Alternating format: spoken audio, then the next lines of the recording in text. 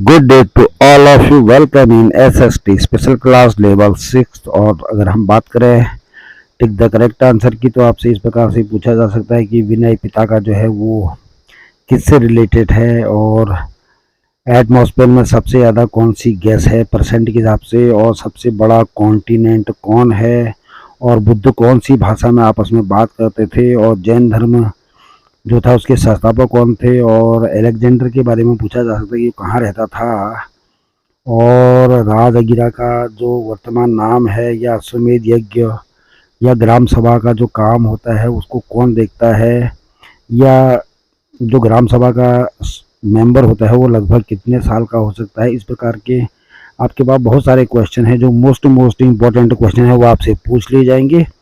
Special class को ध्यान में रखिएगा और गौर से सुनिएगा, एक एक चीज़ आपकी काम आ सकती है, आप एक अच्छा स्कोर कर सकते हैं। और उसके बाद अगर हम बात करें आंसर द फॉलोइंग क्वेश्चन, ये लगभग 10 क्वेश्चन आपके पास आ सकते हैं।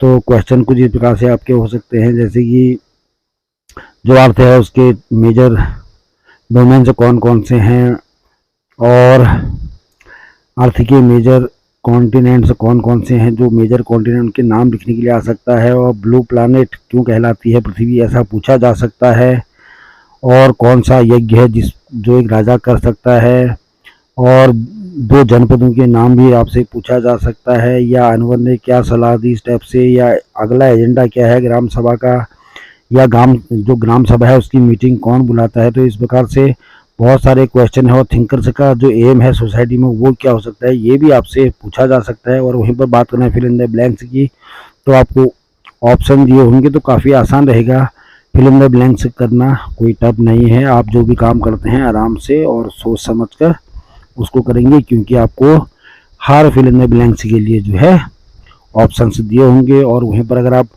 ट्रू एंड फॉल्स की बात करें तो आप के लिए कम से कम ये 5 से 6 नंबर के आपसे ट्रू एंड फॉल्स पूछे जा सकते हैं, और आप इनको आराम से कर सकते हैं।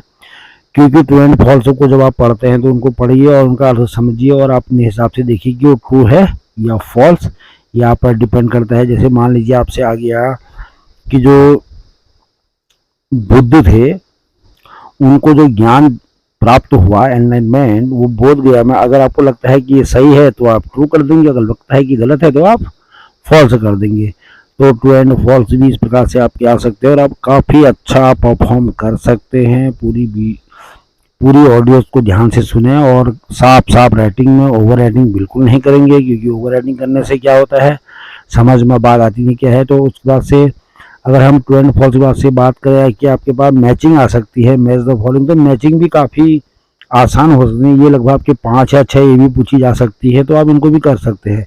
तो इसमें ये देखिए कि इसके सबसे आसान होता है, आप एक लाइन द्वारा मैचिंग नहीं भी करते हैं तो आप नंबरिंग कर सकते हैं। यानी कि अगर मान लो आपको 6 दिए हैं, जैसे यहाँ से 1 2 3 4 5 6 लिखा होगा, तो उधर से ABCDEFG या जो भी इस टाइप से नंबरिंग होगी, तो आपको लगेगा कि जो जिसका नंबर सही है उसको उसके साथ फिट कर देंगे। जैसे मान लीजिए आपके पास लिखा गया आर्कटिक सर्कल, और उस साइड में मान लीजिए आपके पास है Pacific ocean, Asia, south Africa, Europe, lithosphere, biosphere, Buddha, कुछ भी। तो आप सोचिए समझिए देखिए कि किसके साथ मैच होगा।